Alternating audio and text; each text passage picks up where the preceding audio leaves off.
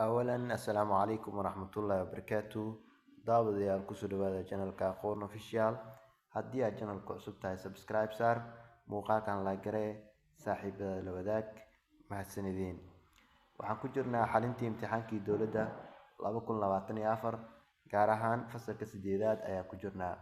waxaan xalinaynaa maadada xisaabta waxaan maanta gabagabeynaynaa qaybta gabagabelinta ayaan gabagabeynaynaa. la socod wanaagsan saaxiibayaal. waxaan ka bilaabaynaa su-aasha soddonaad ayaan ka bilaabaynaa. number 30 ayay noo mareysay muuqaalkii ka horeeyay. halka ayaan ka bilaabi doonaa. la socod wanaagsan. waa tahay su-aasha soddonaad haddii aan fiirino shaxanka ku sawiran midig waxaa loo yaqaanaa ba sajbike, ta laba jibaarane, ja saddex jibaarane, xa dhululbo.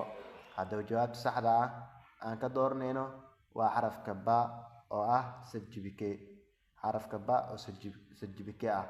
su-aasha 31 haddii aan fiirino soo xisaabi dhammaan beddeleedka ay leedahay dhululbada ku sawiran dhinaca midig.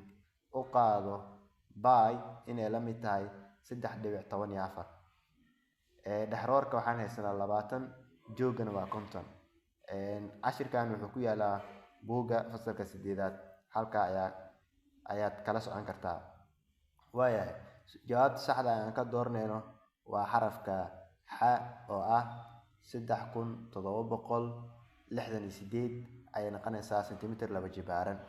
su-aasha ku xigta haddii muuqaalkaas aad rabtidna commenti kusoo sheega, waa soo faahfaahinayaa iyadoo laga shaqeynayo.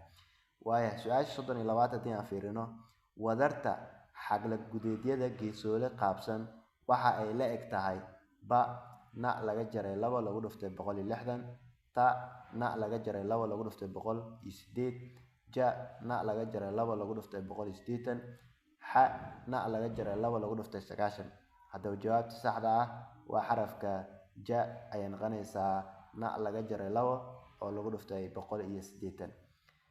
su-aasha ku xigta haddii aan fiirino 33 haddii aan fiirino su-aasha 33 haddii aan fiirino shaxanka geesoolaha waxa uu leeyahay ugu yaraan ba 2 gees, ta 3 gees, ja 1 gees, xa 2 xagal.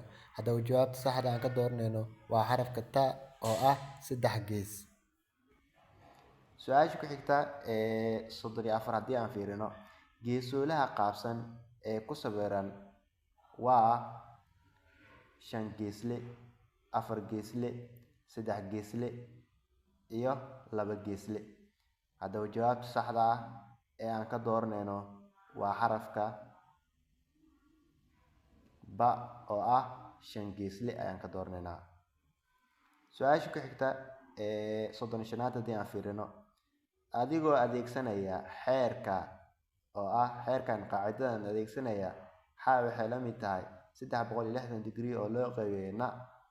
cabirka xagal dibadeedka 6 geesoole qaabsan waa ba 90 degree, ta 120 degree, ja 80 degree, xa 60 degree. haddaba jawaabta saxda ah waa xa oo ah 60 degree ay noqonaysaa. maadaama 360 loo qeybin doono 6 waxay noqon doontaa markaan 6 u qeybino 36 u qeybi waa 6, ebertan soo qaad waa 60 degree waa marka jawaabta. haddii aan fiirino su-aasha ku xigta 36 haddii aan u gudubno numberka 36 haddii aan u gudubno waxay noqonaysaa marka 36.